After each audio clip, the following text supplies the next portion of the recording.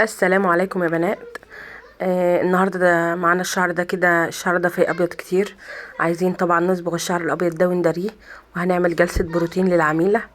عايزين نعمل الطريقة كلها مع بعض واشوف احنا هنعمل ايه، واقول لكم على الخطوات بالظبط اللي انا عملتها. صبغت الاول او عملت البروتين الاول، هقول لكم كل حاجة. بصوا يا بنات، انا جبت العميله الاول، طبعا سحبت لها لون زي ما انتم شايفين كده، بحيث ان انا احول الشعرايه من اللون الاسود ان هي الشعرايه السوداء ان تتحول. طبعا انتوا عارفين ان التفتيح مش بيغير لون الشعرايه البيضاء، هي الشعرايه البيضاء بتفضل زي ما هي. الشعرايه البيضاء بتتصبغ من الصبغه بس، مش من التفتيح والاكسجين. انا استخدمت تفتيح واكسجين عشان افتح الشعرايه السوداء بس. وسبت العميلة اسبوع تغسل شعرها طبعا بشامبو كلير الازرق او شامبو جونسون، بحيث ان هي تساعد معايا. ولما جات خدت العميلة على الحوض واشتغلت لها، غسلت لها بشامبو كلارافينج 3 مرات عشان اتاكد ان الشعر ما فيهوش اي زيوت او اي مواد دهنية تعيق معايا الفرد يعني، او تسد مسام الشعرية معايا. زي ما انتم شايفين يا بنات، ابتديت ان انا اوزع الماده. انا استخدمت لها بروتين بس، يعني حطيت معلقه بس ترميم كافيار كده، تريتمنت كافيار حطيت عشان يدي معايا ترطيب بس. وابتديت اوزع الماده زي ما انتم شايفين يا بنات، ببعد عن الجذور سنتي او نص سنتي. ولما بتيجي تسرحي الجذور بتاخد معاكي ماده برضو، يعني ما تقلقيش، ما تقوليش لا هبعد هيطلع مكسر، لا مش هيطلع مكسر ولا حاجه. هيطلع معاك الجذور، هتاخد منك لما تسرحي الشعرايه، الجذور هتاخد معاكي برضو. ابتديت اوزع الشعرايه واشرب الماده. طبعا لازم تدلكوا الشعرايه بايديكوا. الماده هنا لازم يا بنات تستخدموها تكون الاحماض بتاعتها مش عاليه قوي، يعني الشعر مسحوب لونه. ابتديت اوزع الماده. خلص توزيع الماده قدامكم وانتوا بتوزعوا الماده، شبعوا الشعرايه قوي. خلوا الشعرايه مش محتاجه اي مواد عشان تطلع معاكم، مفروض ما يطلعش فيها هيشان ولا اي حاجه. ولما تكون عميله بتستخدم زيت زيتون ما تعملهاش، ولما تكون عميله شايفه ان شعرها دهني ما تعملهاش، لان ده هيطلع مكسر وهتيجي تقولك قلت العيب فيكي. اللي حصلت معايا انا شخصيا، احنا بنبقى عاملين اللي علينا وزياده يا بنات، وهما برضو بيجيبوا العيب فينا. فبالتالي لو واحده جت قالت عذرت لك وقالت لك لا اعمليه النهارده ضروري، لا ما تعمليش، قولها روحي نضفي شعرك كذا مره، ولما تجيلك برضو اغسلها بكرافين عشان ما يطلعش معاكي اي عيوب في البروتين او الترميم او الفيلر او الحاجات دي، لان هما بيبقى العيب عندهم وبيجيبوه فينا. فانت اقعدي مع العميله الاول بتستخدمي ايه لشعرك كده، وانت هتشوفي الشعريه هتعرفي اذا كانت هتنفع معاكي في الغسيل او لا. لان لو طلعت معاكي ادخنه وانت بتعملي وانت بتنشفيها، اللي هو بعد ما تغسلي لها وانت بتنشفيها كده طلعت معاكي الدخان بخار، لا الشعريه دي فيها زيوت ومسامها مقفوله، فما تعملهاش، استني شويه بيها علشان ما يطلعش معاكي اي دفوهات في الشعر. طبعا انا هنا يا بنات كنت خلاص توزيع الماده. هسيب العميله دي ساعه ونص لحد ما شعرها يتشرب خالص، واحس ان الشعرايه خدت الماده اللي هي محتاجاها. انا مزوده هنا ماده خالص يا بنات عشان الشعرايه دي مجهده جدا وحاسه ان هي ما فيهاش وغير كده وكده ان الشعر ابيض، والشعر الابيض ده بيبقى محتاج ماده كويسه جدا عشان يفرد، لان الشعر الابيض عنيد. انا سبتها ساعه ونص وخدتها على الحوض عشان اغسل لها، اشطف الماده. شوفوا الشعر اتشرب الماده خالص. طبعا الشعر فاتح من قدام، احنا هنغمقه تاني بعد ما، يعني انا هصبغ بعد ما اخلص وهوحد لون الشعر كله. البقع اللي من التفتيح دي هتروح كلها في الاخر. الشطفه قدامكم يا بنات، انا بنزل قدامكم الماده اهو عشان تشوفوا. ده الشطف، انا منزله الميه فيها ماده، وهنبتدي ننشف الشعريه مع بعض. بصوا يا بنات، انا بعد الاستشوار ازاي، ما تقربوش الاستشوار وانتوا بتنشفوا بالهواء السخن في قبل ما تطبقوا الماده. يعني انتوا شطفتوا الماده، ما تقربوش الاستشوار، نشفوا من بعيد كانكم بتنشفوا الشعريه عادي. لان لما تقربوا الاستشوار والاستشوار سخن جدا هيبخر معاكي الماده وتطير في الهواء. لا انت عايز تكبسي الماده في الشعرايه، فما تقربوش الاستشوار قوي وانتوا بتنشفوا الماده قبل الكبس. ما تقربوش الاستشوار او ما تصدروش الاستشوار في الشعرايه. هنا خلاص لتنشيف الشعر لازم تنشفي الشعر 100% قبل الكبس. ما تكويش على المادة وما تكويش على الشعر والمادة تعمل معاكي طش، دي لأ. لازم تكون الشعراية متنشفة 100% علشان ما تأذيش الشعراية، لأن الشعر بيبقى في أكبر ضرر ليه وهو مبلول. فانت ما تسمعيش كلام حد. انا بشوف ناس بتقولك لا اكوي، وبشوف ناس مشهوره جدا بتكوي على الشعريه وهي منديه. لا غير ده غلط، غلط جدا. انت كده بتاذي الشعرايه. الشعره بعد كده هيحصل فيها تقطيم وهيحصل فيها تساقط. لا ما تعمليش كده. انا شوف الشعرايه 100%. ما تكويش على الماده، لازم تشطفي وتكوي وتاخدي الشعر خصلات رفيعه علشان الشعر يطلع معاكي مظبوط. نيجي بقى عند اهم حاجة في البروتين، اهم حاجة في تطبيق البروتين كله، وهو الكبس. الكبس يا بنات لازم تكون المكوة مؤهلة لكبس البروتين. ما تروحوش تجيبوا مكوة ب200 300 جنيه وتكوا بيها شعركم بعد البروتين وبعدين تغسلوا وتلاقوا الشعر رجع زي ما كان. ما هو طبعا لان المكوة مش مكوة بروتين. لازم المكوة تكون كويسة. المكوة النظيفة بتستنى معاكي 500 جلسة. المكوة التعبانة ما تنفعش خالص في البروتين يا بنات.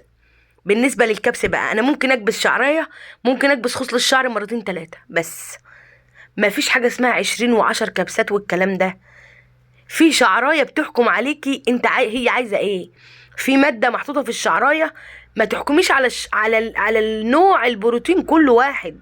لا ما تكبسيش 20 كبسة و30 كبسة دي خالص يا بنات. انت عينيكي شايفة الحالة قدامك. الكبس مرة واتنين وتلاتة واربعة، الشعرية فتحت خلاص.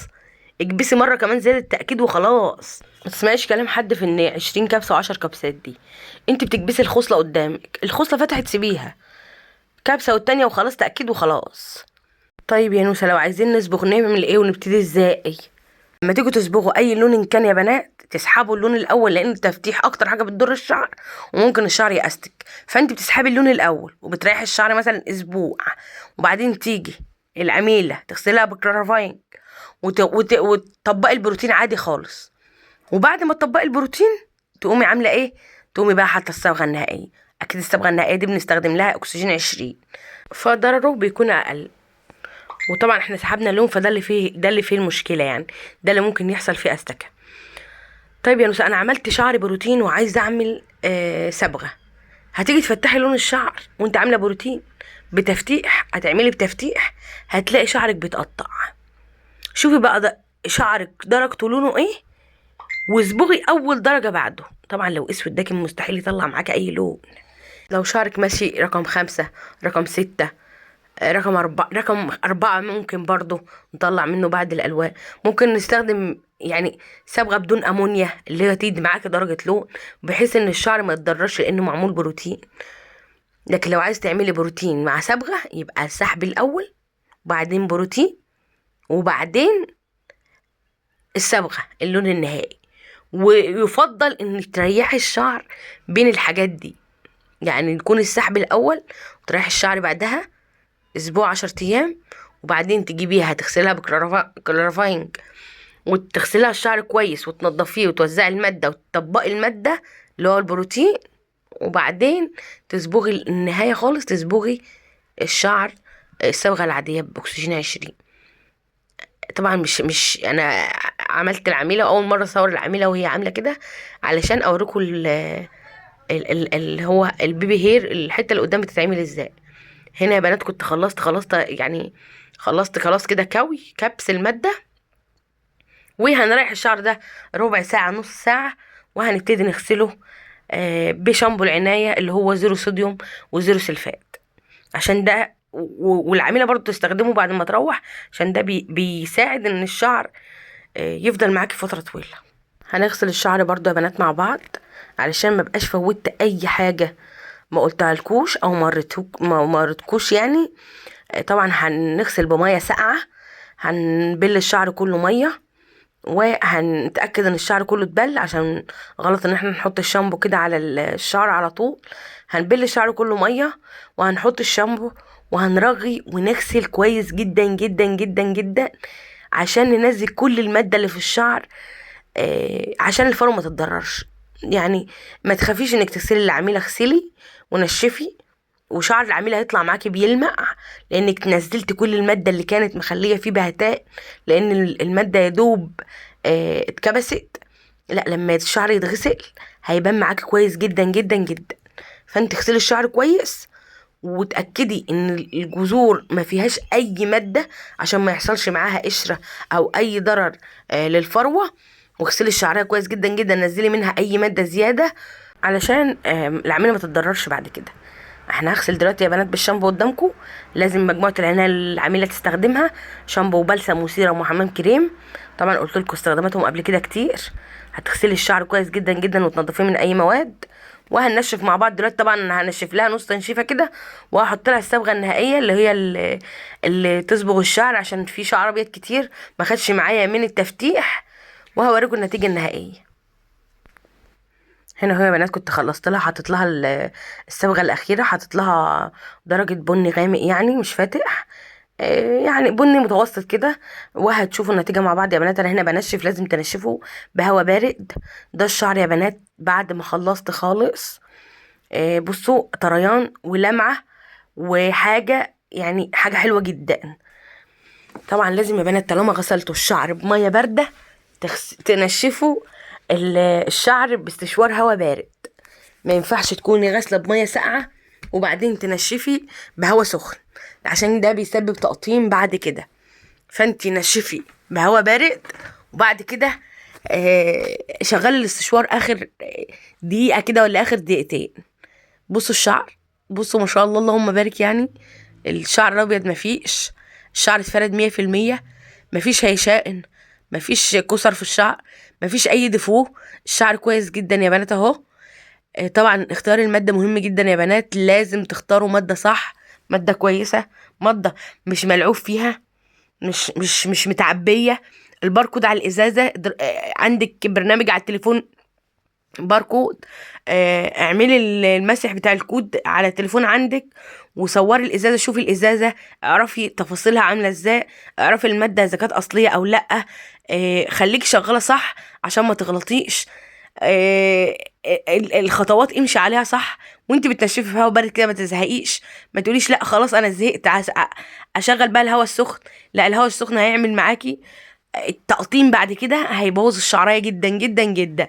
فخلي عندك صبر للشغل، وان شاء الله ربنا هيرزقكم ويوسع عليكم وتطلعوا بالنتائج اللي انتوا عايزينها. واكون بقدر افيد لو باي معلومة حتى لو صغيرة. ما تنسوش دعمكم ليا، ولايك واشتراك في القناة. وحتى اللي مش عاجبه الفيديو ممكن يعمل ديسلايك عادي. انا نوسة جمال، عندي بيج على الفيسبوك، وعايزاكم تتابعوني وتدعموني عشان انزل لكم اي حاجه بعملها. بحبكم جدا في الله. اتفرجوا بقى على خلاص نتيجه الشعر مع بعض، عشان انا هقول لكم تصبحوا على خير يا بنات. بحبكم جدا في الله. سلام.